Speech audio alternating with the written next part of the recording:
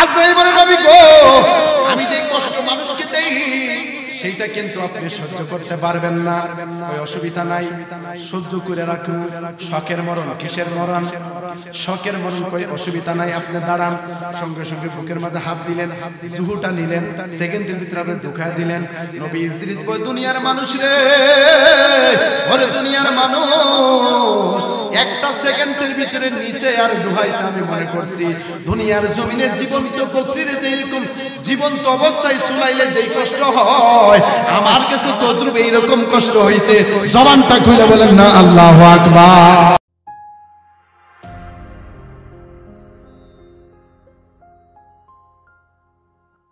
আদম ও সফিউল্লাহ থেকে এ পর্যন্ত যত নবীগণ আগমন করেছেন, ঈসা রুহুল্লাহ পর্যন্ত, আমাদের নবী পর্যন্ত, ও বন্ধুরে সমস্ত নবীরা দুনিয়ার জমিনে আগমন করেছেন, আবার দুনিয়া থেকে পর্দা গ্রহণ করেছেন। এটাই নীতি।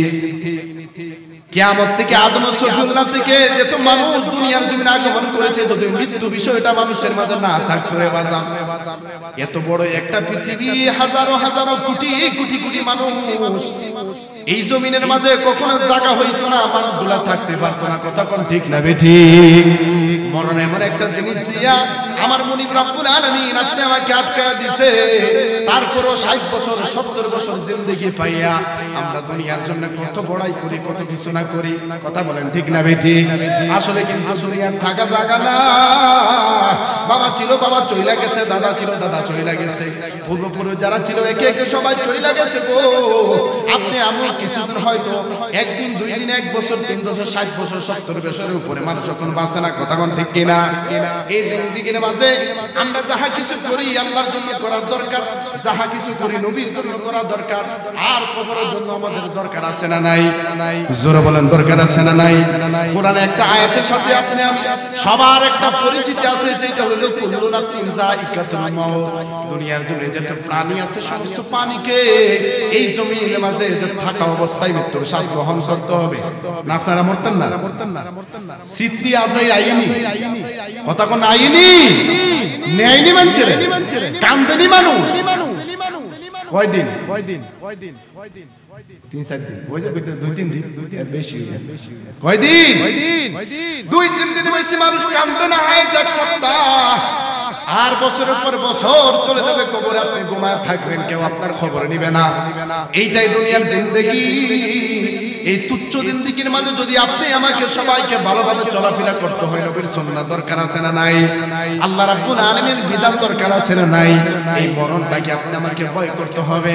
এই মরণটা এমন একটা জিনিস, যেই দিন যার সামনে মালাকুল মউত আজরাইল আলাইহিস সালাম চলে আসবে রে বাজান, 1 সেকেন্ডের মতন আপনি আমাকে কখনো তারা রেখে যাবে না। আসার সঙ্গে সঙ্গে চলে যাবে, যার যেই জায়গার মধ্যে মরণ লেখা আছে ওই জায়গায় আপনি আমাকে মরতে হবে। কথা বলেন ঠিক না বেঠিক? আর হায়াত হইল হাতে রে ভাই, মউত হইল পায়ে। হায়াত হইল হাতে রে ভাই, মউত হইল পায়ে। যেই জায়গার যার মরণ লেখা সেই জায়গায় সে মরে, আমি জানিলাম না গো আমার মরণের কতদিন বাকি। কথা কোন ঠিক কিনা? না আমার মরণের কতদিন বাকি আমি জানিলাম না গো, আল্লাহ মরণের কতদিন বাকি। না আল্লাহু আকবার।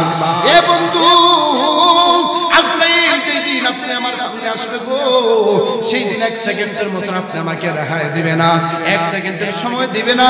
নবী রাহমাতুল লিল আলামিন বলে, আমার জানটা যেভাবে কবজ করেছিল পৃথিবীর জমিনে যত মানুষ আছে, মানুষ ইনসান জাতি যত কিছু আছে, সবটাই সহজভাবে আমার জানটা কবজ করেছিল।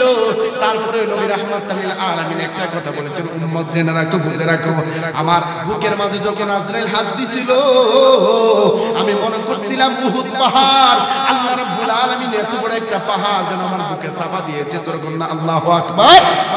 এত কষ্ট মরণ থেকে বাঁচতে হবে, কিন্তু কিভাবে মরণের যন্ত্রণা থেকে আপনি বাঁচতে পারবেন?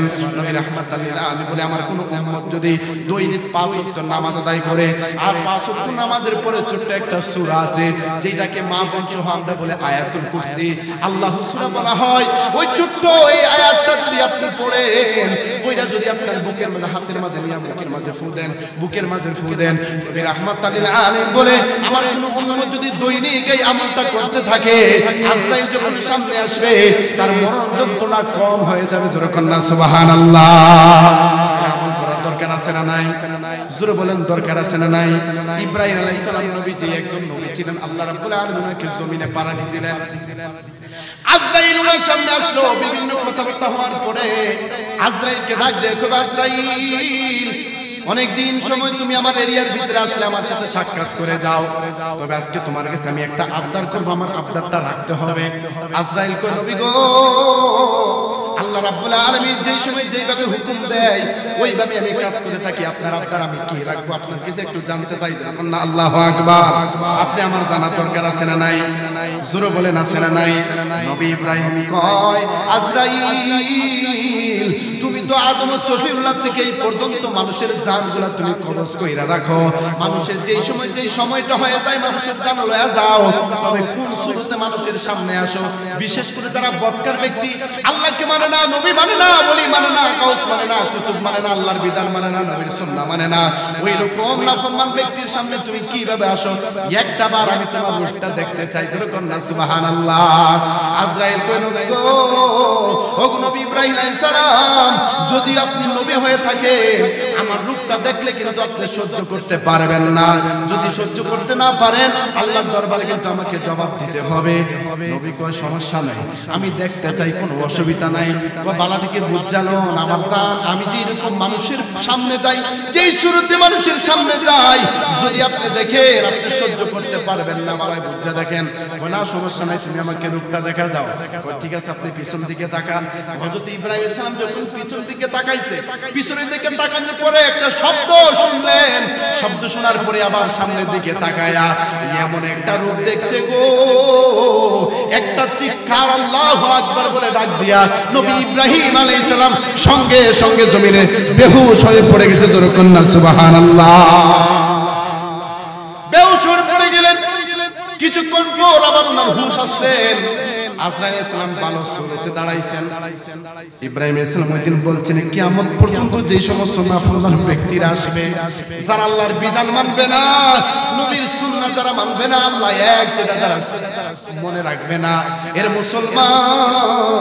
নবী ইব্রাহিম আলাইহিস সালাম বলতেছে, আজরাইল আলাইহিস সালামের এই সুরটাই তার জন্য যথেষ্ট, অন্য কোন ধরনের আযাব তার প্রয়োজন হবে না। জোরে কোন আল্লাহু আকবার।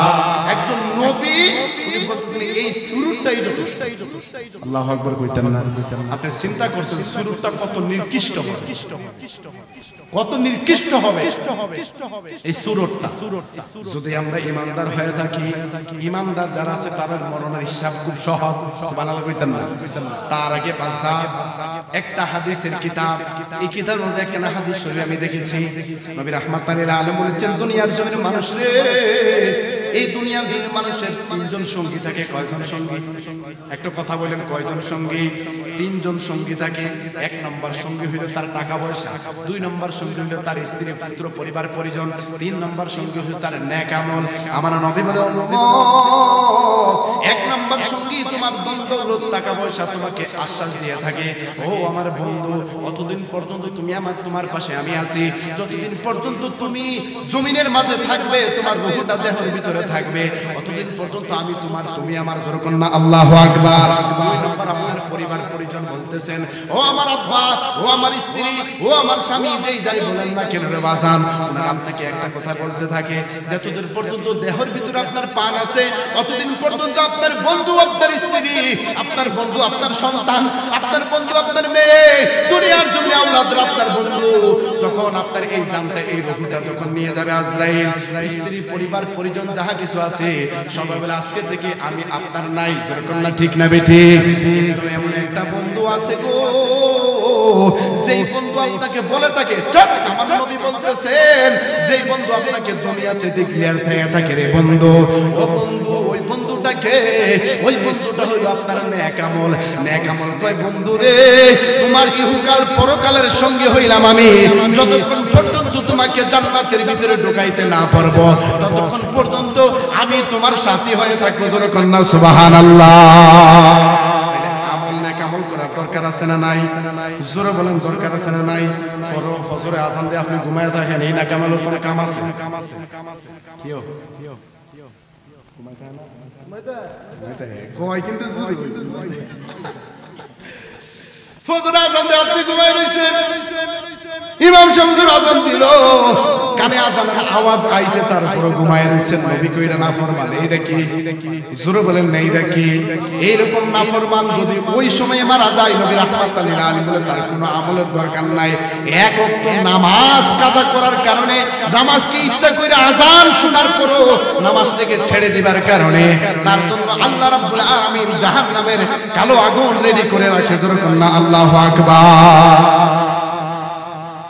কেমন কেমন কেমন কেমন কেমন কেমন কেমন চিন্তা করে দরকার আছে। গভীর মনোযোগ, আমি মরণের বিষয়ে কথা বলার জন্য বলছিলাম। মরণ এমন একটা জিনিস, আপনার সামনে আপনার স্ত্রী আছে, আপনার কলিজার টুকরা সন্তান আছে, কোটি টাকার পাহাড়ের একটা বিল্ডিং আছে, আজরাইল সামনে আসলে কোনো দাম আছে? একটা কথা বল, বুঝেননি আপনার আমার কথা? কোনো দাম আসেনি। আপনার বিল্ডিং আপনাকে বাঁচাইতে পারবে, আপনার সন্তান আপনাকে বাঁচাইতে পারবে, আপনার স্ত্রী আপনাকে বাঁচাইতে পারবে? পারবে না। আজরাইল এমন একটা জিনিস, কাহার থেকে ঘুষ খায় না, কাহারকে ঘুষ দেয়ও না, আল্লাহর হুকুমে আসে, আল্লাহর হুকুমে যায়। কাহার জন্য এক সেকেন্ডও আজরাইল আলাইহিস সালাম কখনো অপেক্ষা করে না। জোরে কোন ঠিক না বেটি? এ বাজার মরণ কেমন কষ্ট। আর একজন নবীর কথা মনে পড়ে গেল, যার নাম হইল হযরত ইদ্রিস আলাইহিস সালাম। উনি এমন একজন নবী ছিলেন, কোন কোন কিতাবের মাঝে উনাকে বলা হয়েছে উনি নবীও ছিলেন, রাসূলও ছিলেন। জোরে কোন না সুবহানাল্লাহ। তাকে আল্লাহ রাব্বুল আলামিন ১৪টা কিতাব দান করেছেন। জোরে কোন না সুবহানাল্লাহ। উনাকে কেউ কেউ বলেছেন নবীও ছিলেন, রাসূলও ছিলেন। এমন নবী আজরাইল আলাইহিস সালাম একদিন আল্লাহকে বলে, আল্লাহ জমিনের মাঝে এমন একজন নবী দেখতে পাচ্ছে যে উনার আমল খুব ভালো, উনার চলাফেরা খুব ভালো, উনি মানুষকে ভালো শিক্ষা দেয়, উনি মানুষকে মন্দ থেকে দূরে রাখে। এমন একজন নবীর সাথে আমার বন্ধুত্ব করতে ইচ্ছা হয়। যেরকম সুবহানাল্লাহ, আরো যেরকম না সুবহানাল্লাহ। এমন একজন নবীর সাথে আমার ইচ্ছা করতেছে মহব্বত লাগাইবার জন্য, প্রেমিক হওয়ার জন্য, উনার সাথে বন্ধুত্ব করার জন্য আমার ইচ্ছা করতেছে। আল্লাহ রাব্বুল আলামিন কয়, যাও, নবী তো আমি বানাইছি, তুমি বন্ধুত্ব করবা, কোনো সমস্যা নাই। যেরকম না সুবহানাল্লাহ। আজরাইল যখন আসলো গো, আয়েশা বলতেছেন, আসসালামু আলাইকুম ইয়া ইদ্রিস নবী। আপনি কে? আমার নাম হইল মালাকুল মউত আজরাইল। শুনকে গেছে কি? তুমি আমার সামনে কেন? সুবহানাল্লাহ কইতেন না? মালাকুল মউত আজরাইল বলতেছেন, আমি আপনার বোন। কি কি জোরে বলেন না কি বোন? উনি বলে, আমি যারটার সাথে বন্ধুত্ব করব। সুবহানাল্লাহ কইতেন না? উনি কি বলে যে আমি যারটার সাথে বন্ধুত্ব। আচ্ছা, আজরাইল উনি কইতেছে আমি আপনার বন্ধু বানাবো, আর উনি কইতেছে কি আমি যারটার সাথে বন্ধুত্ব, আর আপনি আমারে বিড়ি এক প্যাকেট দিলে দোস্ত, তুমি দোস্ত আমার। কথা কোন না, কথা কোন না, এক টান দিলে কয় না দোস্ত। এত সোজা? যার সাথে মহব্বত তার সাথে তার কিয়ামতের হাদিস। আপনি যার সাথে মহব্বত লাগাইবেন তার সাথে আপনার হাসর হবে। আল্লাহু আকবার। নাতে কোন হাসর ভালো মানুষের লোক করার দরকার আছে না? জোরে বলেন আছে নি? বিড়ি এক টান হায়া দোস্ত দেখতে লাগে না, এই দোস্ত খুব কঠিন। নবী ইদ্রিস বলতেছেন, আমি যারটার সাথে বন্ধুত্ব করি না, তবে তোমার সাথে বন্ধুত্ব করতে পারি, আমার একটা শর্ত আছে। অনেক কিতাবে, বিশেষ করে আল বাদায় ও নেহায়া কিতাবের মধ্যে এই ঘটনা আসে। অনেক মুফাসসির কেরাম অনেকভাবে ব্যাখ্যা করেছেন। কেউ বলেছেন উনি বন্ধুত্ব করছেন জিবরাইলের সাথে, কেউ বলেছেন বন্ধুত্ব করছেন আজরাইলের সাথে। যখন আল্লাহু আকবার। একটা রাত বলি, পরেরটা আবার পরে বলবো। উনি বলতেছেন বন্ধুত্ব করতে পারি, আমার একটা শর্ত আছে, তবে শর্ত এখন বলা যাবে না। ঠিক আছে, বন্ধুত্ব হইল। মাঝে মধ্যে আজরাইল আসে, বন্ধুর সাথে কথা হয়, কথাবার্তা হয়। বন্ধুত্ব যখন মিলা গেছে, দেখছে একজন অন্যের প্রতি খুব মহব্বত। একদিন কয়, আজরাইল তুমি তো আমার বন্ধু। কয়, হ্যাঁ আমি তো আপনার বন্ধু। কয়, আমি একটা জিনিস চাইবো, তুমি কি আমাকে দিবা? কয়, কি জিনিস চাইবেন আপনি? কয়, দুনিয়ার জমিনে মানুষের কত জান কবজ করলা, ওই যে জান কবজ করলা, এটার যন্ত্রণা কেমন সেটা আমি জানতে চাই এবং বুঝতে চাই, উপলব্ধি করতে চাই। যখন আল্লাহু আকবার। বলতেছে নবী গো আল্লাহ আপনার নবী রাসূল বানাইছে আমি যে কষ্টের মানুষ দিই মানুষকে দিই এটা সহ্য করতে পারতাম কয় না আমি তো না বন্ধু তো বন্ধু কার লাগে বন্ধু বানাইছি তোমার তুমি আজরাইল ঠিক নেই আমরা যদি আমরা বন্ধুরে ফোন দেখিও 10,000 টাকা আমার হাওলাত দিই দোস্ত রে পকেটটা একবার হালি রে এক সপ্তাহের ভিতরে পয়সা নাই ঠিক নেই কেউ কয় না ঠিক নেই এটা দুনিয়ার বন্ধু এটা দুনিয়ার আজরাইল বলে নবী গো আমি যে কষ্ট মানুষকে দেই সেইটা কিন্তু আপনি সহ্য করতে পারবেন না ওই অসুবিধা নাই সহ্য করে রাখুন শখের মরণ কিসের মরণ শখের মরণ কই অসুবিধা নাই আপনি দাঁড়ান সঙ্গে সঙ্গে বুকের মধ্যে হাত দিলেন জুহুটা নিলেন সেকেন্ডের ভিতরে আপনি ঢুকায় দিলেন নবী ইদ্রিস বল দুনিয়ার মানুষ রে ওরে দুনিয়ার মানুষ একটা সেকেন্ডের ভিতরে নিচে আর ডুবাইছে আমি মনে করছি দুনিয়ার জমিনের জীবন্ত প্রকৃতিতে যেরকম জীবন্ত অবস্থায় শুনাইলে যেই কষ্ট হয় আমার কাছে তদ্রুপ এইরকম কষ্ট হইছে জবানটা খুলে বলেন না আল্লাহু আকবার এটা হলো একটা আয়াত আরেকটার মাঝে আসে ইদ্রিস আলাইহিস সালামের সাথে বন্ধুত্ব হইছে জিবরাইল গেছে জিবরাইল কইতাছে ও বন্ধু তোমার সাথে তো আমার বন্ধুত্ব হইছে তবে উনি মনে মনে চিন্তা করে আমাকে বাঁচতে হবে কই থেকে বাঁচতে হইবে উনি বলতেছেন বাঁচতে হবে আমাকে মরণ তাইকা